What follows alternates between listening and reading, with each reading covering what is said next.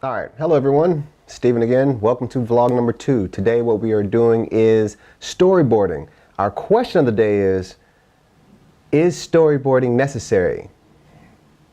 Let's find out. But first, let's go get something to eat because I have been working on a logo for a good friend of mine, Brian, over at Dark Camp Films, and we are collaborating back and forth. I've been working on that this morning. So before I get into this, it's time to go to the store to get some food because I'm hungry, and then we will continue with storyboarding. So, welcome to vlog number 2. Okay.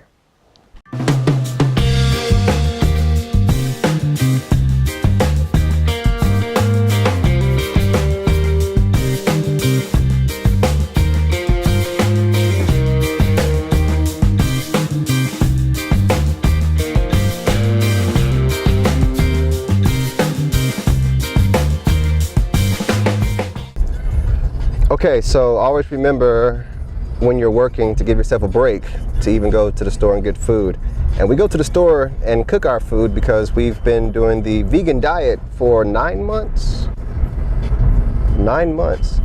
Yeah, 9 months now. And well, it's plant-based because I think vegan is associated with a lifestyle that has a lot to do with, you know, don't harm animals and stuff. And some people take that to the extreme. Not to say that we don't care about animals and everything, because we do, but if you want to eat a burger, eat a burger. If you want to eat pig, pork and stuff, eat it. I mean, that stuff tastes good. We remember what it tastes like. We just made the choice just to see what it was like, and we actually like it. So, you know, just no particular reason, but that's us. So I would say we're more plant-based diet than vegan, because I think the vegan word is associated with that lifestyle, like, oh my God. Ah. Yep, so we're going to Sprouts. All right. Yeah. Okay, so we are here at Sprouts. There it is, back there somewhere, Sprouts. It's a really cool place, and you don't take cameras inside the stores unless you have a permit. So unless you have a permit for a public place, never, like I was saying, never ever take a camera inside of a store unless you have that store's permission. Ever. That's against the law and it's rude, number 1, so that's it. So that was Sprouts, and now we have to go to Publix, and so boom. We're back. Now, let's get right into storyboarding. First off, I know some friends who would say that storyboarding is not necessary. They just take the camera and go right out there and just try to do it that way, but that's not me. I'm a visual storyteller, and when I can visually see what I want my story to look like via pictures, that's what I do. The first thing I do when storyboarding is get the script together. We have what we call a spec script that comes in that has the entire story on it. It's great, locked down, ready to rock. As the director, it's my vision to bring it to life. So what I do first is take the script and make a production script. So I would add some things to it and rewrite it in the way I would want to shoot it. I would write it in the way I would want to shoot it, exactly like that. So let me show you how that is right here on the screen. Okay, as you can see over here on the left side, this is the original script, the one that has the story on it, the spec one, and over here is the production script. The type of changes I make is I will go ahead and, first of all, let's add the scene numbers. That should be on there already. There you go, scene numbers. Okay, so we can see which scene we're in and what's going on. Scene 1, 2, and etc. Looking here, the colors will show you what I've added. Blue means I've added something, red is what I took out, and that's where we start. You go through the whole script and do this sequence by adding what you want, taking out what you don't need, and pretty much, putting the script in the shooting order that you want to do it in. That's the first part. Once that's all done, now we can get on to actually drawing the pictures. Storyboarding is one of my favorite parts of pre-production, if not the entire production process, because this is where you put your visualizations actually on paper and it can actually show you what your movie's gonna look like. Hence, you execute your shots correctly. And keep in mind, storyboards are a guideline. You don't have to make your shot look exactly like the pictures, but there are some things or elements I incorporate in the storyboard pictures that are important. We'll get to in just a second. But when I do my storyboards, here are the tools that I like to use. A pencil, for obvious reasons, is what I draw the pictures with. We have a red marker. The red marker signifies the movement of the subject in the scene with the arrows. A blue marker. The blue marker signifies the movement of the camera in the scene. A black marker. I use the black marker to actually highlight what the subject is, to differentiate the difference between foreground, middle ground, and background with this one. And I use a ruler. Obvious reasons, making straight lines. Those are the tools I like to use. The elements I like to incorporate in all the pictures I draw are as follows. Foreground, midground, background, who or what the subject is, where the subject is going to move, if it's moving at all, where the camera's moving. I think that's about it. So those are my little elements I like to incorporate. So now let me actually show you some that I've actually done to give you a better visual of how I like to make things look in the pictures. So here we go. All right, this is a few pages of the storyboard that I'm working on right now from the DSLR short film, and I will let you know what that means as we progress throughout this. But when I storyboard, this is a template I made, and I like to start, of course, here at the top left and go down, then come up and go back down. Just looking straight down like this and looking straight down like that. I did do this at first, but I realized I'm constantly jumping and it got confusing a little bit. Sometimes I just go straight up and down, so on and so forth. Now, the arrows, I'll draw some in a minute so you can see exactly how I do that. But the blue arrows signify camera movement. And when I draw the arrows, they're open. I like to keep the arrows open-ended. There you go. Open-ended arrows are the ones that let me know the camera's moving. And I do that because if I make a copy for some people, sometimes it's not going to be in color. And that's my mother. So there, talk to mom, back at it. The gist of the arrows is simple. Like I was saying before, the open arrows signify camera movement. I make sure that they are open, as you can see like this, open and not filled in, because if I make a copy and give it to someone, that's an easy way where they can tell, and I'll tell them that the open arrows are for camera movement, whereas the closed arrows, if you have any on here, yeah, this one. The closed arrows, like this one, represents what the character is going to be doing. So when it's copied, boom, red, well, you know, red for the character movement, subject movement, blue for the camera movement, open camera movement, closed character. Got it? Good, great. When drawing storyboards, sometimes you will have the idea of going back to a shot that you've already drawn out. So instead of drawing it again, for example, I just simply write same as shot 3. Now I put this in its own little block so I'll know when I'm editing that shot 8 is on action line 5 and it's the same as shot 3. So if you go back to shot 3, 1, 2, 3, it's back at this shot. So you capture all that stuff, but we'll get into that when we talk about shot listing, because that's how you make sure your shoot goes in an efficient order. Is that right? That's how you make sure your shoot goes in an efficient. You get what I'm saying. You make sure you make sure you are efficient when you're shooting. So you're not, let's do this camera angle, this camera angle, this camera angle, this one, this one, this one, and then, oh, now let's sit back up and do this and da-da-da. No, you make a shot list so everything runs smoothly, but you make the shot list after you have your storyboard. All right, jeez. Okay, moving on. All right, so let's do a test or a demonstration one. All right, so here's my little square block. I made it out so it's a nice 1920 by 1080p wide. It's a box, okay? It's right here. So this is my entire frame. This is going to be everything that's going to be in this shot. You got that? Okay. Up here I do have shot number and description and all that kind of stuff. But how I do my shot numbers is simple. I just make like a simple number. For this demonstration, it's going to be shot number 1.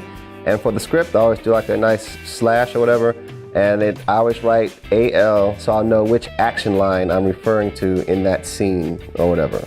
Okay, so do shot 1, action line 1, and then a little description. It might be, let's start off with let's just do a standard type of shoot. Start wide and go tight. So let's just do like a extreme wide shot. And you write your description, blah, blah, blah, blah, blah, blah. But I normally do this after I draw it, because I like, again, I'm a visual person. So I start with the visual first, and then I go back in and fill the information of how I want to go. So for this one, let's just say that our character, he gets ejected out of a seat from his couch that he's sitting on. So what's important? The very first thing I like to draw first is the character. And because he's the subject. Subject is what I like to draw first. So for this demonstration, let's say that our character gets ejected out of his seat. So I'll draw my little character. You never have to worry about being a super good artist when drawing, as long as you can get your point across. That is all that matters. So this is our guy. One leg, whatever, and all this, and he's freaking out. Oh my God, I've been ejected out of a seat or whatever. And let's put his couch here. That's the next most important thing, because that's what this scene is about. So, and I don't know how you do coils, right? And here's his cushion. And let's say all this happens. Now he's ejecting out of his couch, off his couch, flying across the screen so I can show you these other colors. Okay, so once I draw the subject, then the most important thing is where are they? So I'll go ahead and do the background. How I normally do that, just draw your background. Let's say if he's on a couch, make sure you find that horizon line. That is extremely important when doing wide stuff. There's horizon line and what's behind him. Let's say this happened in front of a window. Only draw things that are important to the scene. Again, it never has to be completely accurate, but just enough so it makes sense when you show people. And let's say there's some pictures on the wall, picture behind him here on the wall. And what's normally in the living room, everyone? I don't know, what is it called? Like an end table? Yeah, how does an end table look? Let's do an end table, something like that, so we have some depth in the screen. All right, and that's basically all I'm doing here. And right here's a window, so let's do a window there. And all this stuff, and those are supposed to be curtains, but that's it, da-da-da. Now, whoops, the camera. Now, everything generally looks like the same color, which is fine because I drew it in a pencil. So this is where I would take this, the black one. Well, actually, yes, I'll do this, and I'll go around the subject to make sure that the subject is what is important, and that also lets you know what's in front of something else. The background should always be the dullest color, meaning if you're drawing in a pencil, just leave it in pencil, and if you go back over something with a marker, then it clearly looks like there's a background, something behind it. Next, always do your important things first. Start off with your subject, or that's what I like to do, and then whatever else is important in the scene. In this case, it's clearly the couch. So there, now it looks like the scene has some little depth. You see the window in the background, little I keep saying nightstand, but end table, and some pictures. That's just for the purpose of when we're actually setting up the camera and what we want to get in frame. Now that that's done, let's say that, oh yes, let's go with our red one because the character is actually flying out of the seat. So I would normally do that just by doing an arrow. Like I said, just make a triangle and a box. Ta-da, an arrow, but he's in motion. And remember what I said earlier about filling in this arrow, so when I copy it, or if I copy it and have to give it to people, then they'll know what it is. And there you go, that's the arrow for movement. Say he flies up this way, and that's how the character's gonna go. Well, we need some serious wires in this scene. This scene already went over budget already just for that. Now, for camera movement, just for fun, let's say that the camera follows the action. So just what I like to do, just do an open arrow like this, and there you go. So the camera will do like a tilt and pan up and pretty much follow him all the way over there. That is it. This is how I storyboard every single thing that I do. That easy, that simple. And just move on. I like to go down, so the next shot will be here, the next shot will be there, and so on and so on and so on. That's it, people. That's about it. The only tool I didn't use was my ruler, which is what I should have used to jazz it up a bit, because now that the marker's in place, you can just go ahead and take your pencil, and there's that horizon line back there. Do this picture, do that picture. Oh, sorry, that's the window, and so on and so forth, and then that's it. Now, I always make sure I fill in these arrows again, because it's important, because when I do my shot list, I take this, or let me do this one rather. I'm gonna take my storyboard pages like this that I showed you earlier and scan them into the computer, and I take these pictures and match them up with the shot list I make in the computer. So regardless of the fact, even though if I'm using the colors or not, because the originals look nice and pretty when you show people, red is for character movement, blue is for camera movement. More importantly though, character movement or subject movement is always filled in, and camera movement is always open when it comes to the arrows. That's it, and this is the demonstration of how I do it. It takes about a few seconds. You don't have to be a great artist to do it, but that's it. Got it? Good, great. Let's move on. Alrighty then, that is the end of this vlog for today. That's how I do my storyboards. I do that same process through the entire script. I take the original script, break it down in a way, well, take the spec script, break it down, make a production script. As the director, I can do that to visually bring it to life. Then once I have it broken down in the way I would want to shoot it, telling the story that way, or adding some things here, maybe adding shots there, I will go ahead and start doing the actual storyboard and go through the entire script and do this for everything. So the question that we had at the beginning is, are storyboards important or are they necessary? Absolutely. If you have a visual idea for your story, the least you can do is kind of draw it out so you can visually see how it comes together on paper. Then it'll determine what you can do, won't do. Oh, that doesn't look good, but it's just fun anyway. It's kind of like drawing a comic. I know some people who don't really do storyboards too much and say they can just go out there and shoot it, which is fine. It works for them. It works for them. For me, nah, I would much rather have the visual blueprint down first, go off of that. They don't have to be, the shots that we actually capture in camera does not have to match exactly what's drawn on the page, but the page is a good reference because the information that's actually in the picture. Subject, you know, foreground, midground, background, where's the subject going, where's the camera going, things of that nature is very important to me. So thanks for watching this vlog. The next vlog, we are going to break down that storyboard, or take the storyboard, put it in the computer and make a shot list out of it so I can efficiently get through shoots on set. Okay, bye.